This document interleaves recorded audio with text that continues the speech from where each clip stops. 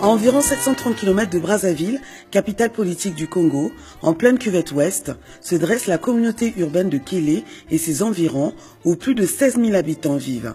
Ce district et ses alentours restent des endroits très reculés où il n'y a ni route bitumée, ni eau courante, ni électricité. Kélé a tout de même bénéficié à la faveur de la municipalisation accélérée de certains bâtiments administratifs, d'une centrale électrique non fonctionnelle et d'un château d'eau inachevé. Quant à l'ancien aérodrome, la nature a repris ses droits. Un paradoxe lorsque l'on connaît les richesses importantes se trouvant dans son sous-sol et dans sa forêt. Jadis, les habitants de cette zone exploitaient en faible quantité l'or des terres proches de leur village afin de subvenir à leurs besoins, ce qui n'est plus le cas aujourd'hui.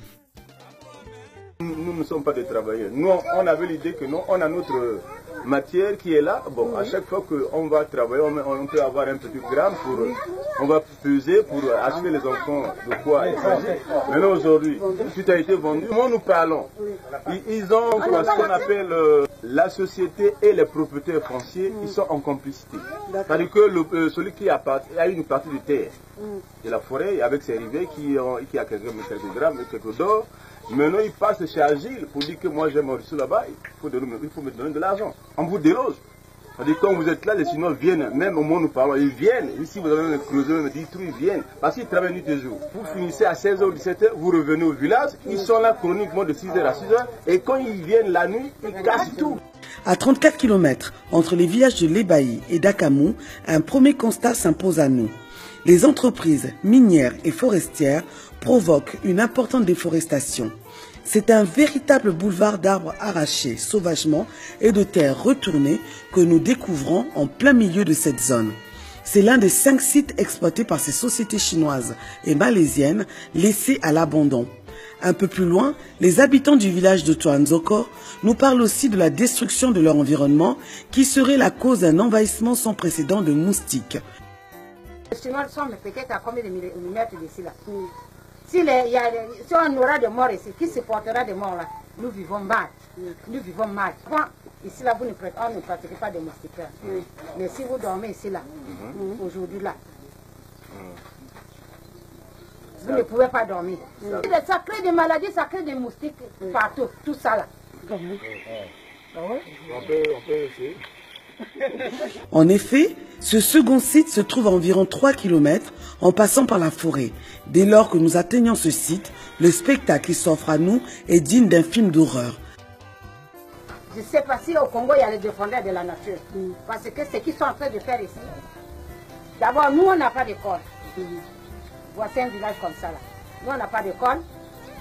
Nous on n'a pas l'hôpital. Nous on n'a pas l'eau. Voici l'eau là. Ça entoure le village.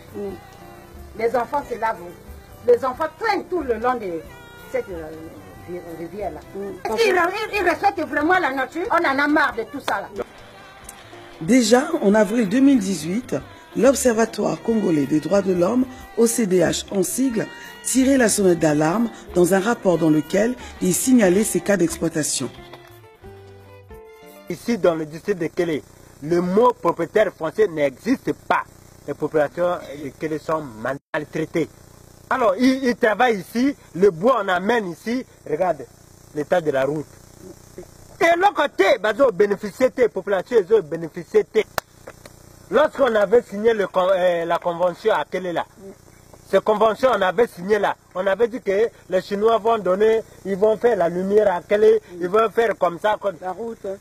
Rien n'est fait. Il n'y a pas d'hôpital. Rien n'est fait. Cahier de charge, rien n'est fait. Donc ils n'ont qu'à arrêter par là. Ceci est ce que l'on qualifierait encore d'antivaleurs dénoncées par le président de la République.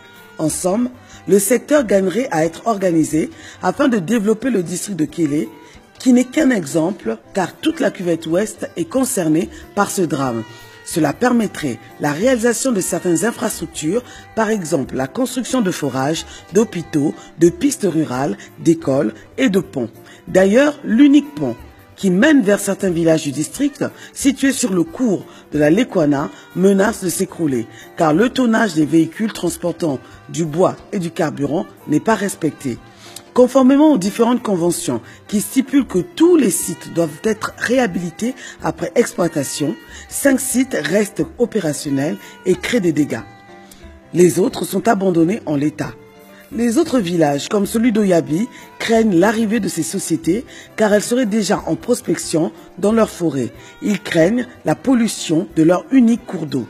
Au moment où le Congo est engagé dans un programme comme le Fonds bleu pour le bassin du Congo, tous les acteurs gagneraient à préserver ces zones essentielles qui regorgent non seulement de richesses, tant dans la flore, dans la faune que dans son sous-sol, mais qui représentent aussi un enjeu primordial pour la réduction des effets du réchauffement climatique.